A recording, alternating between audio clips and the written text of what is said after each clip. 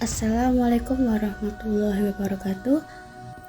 Halo Sobat BPG, kali ini kami akan membahas hasil dari diskusi kami mengenai topik 1 demonstrasi konstekstual pada mata kuliah pembelajaran berdiferensiasi yang diambil oleh Ibu Rita Kumalasari MPD. Anggota kelompok kami yang pertama yaitu Alifia Nabila, yang kedua Farelia Elfitna, yang ketiga Syajarotul Lulu, yang keempat Eka Kore. Pembahasan pada kali ini yaitu pengertian pembelajaran berdiferensiasi, kemudian ciri-ciri serta hal-hal yang perlu dilakukan untuk menyiapkan pembelajaran berdiferensiasi, dan yang terakhir contoh-contoh yang relevan. Pengertian pembelajaran berdiferensiasi. Pembelajaran berdiferensiasi menurut Tomlinson adalah usaha untuk menyesuaikan proses pembelajaran dengan memenuhi kebutuhan belajar peserta didik untuk meningkatkan potensi dirinya sesuai dengan kesiapan belajar, minat, dan profil belajar peserta didik yang berbeda-beda. Ketika guru terus belajar untuk mengenali keberagaman peserta didiknya, maka pembelajaran yang profesional, efektif, dan menyenangkan itu akan terwujud.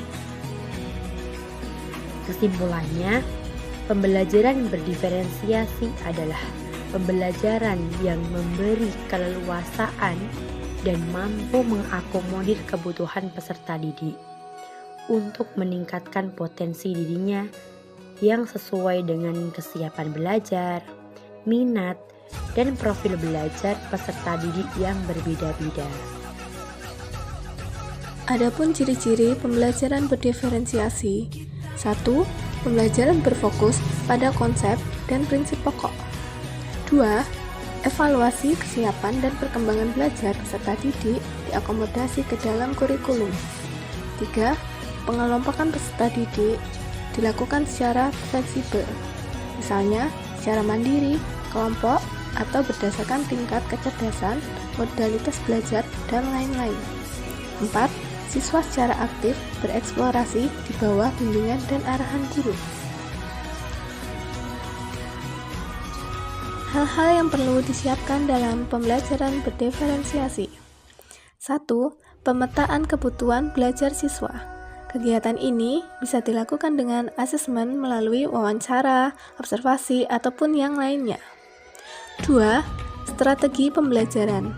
Kegiatan ini bisa dilakukan melalui gaya belajar siswa.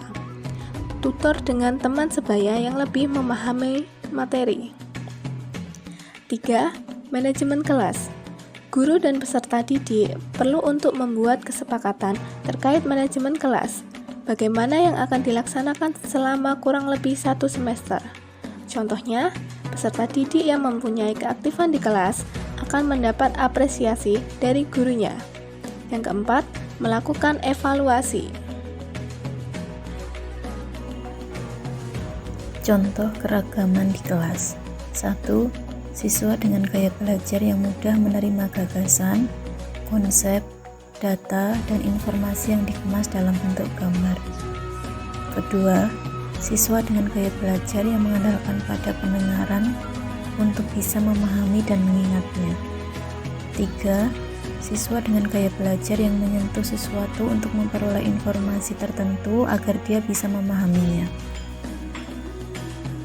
Teori yang mendukung learning modalitas, yaitu potensi dasar atau kecenderungan yang dimiliki peserta didik dalam proses pembelajaran. 1. Visual. Modalitas belajar visual adalah menerima informasi, lebih mudah menerima informasi menggunakan gambar.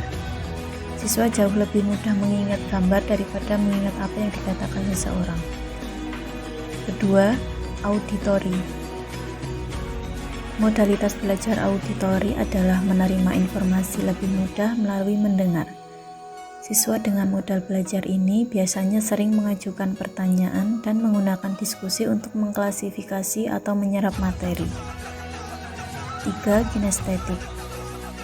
Modalitas kinestetik adalah melakukan dengan fisik atau paling tepat digambarkan sebagai belajar sambil melakukan, baik sebagai aktivitas langsung atau melalui pengalaman atau dengan bergerak sambil belajar.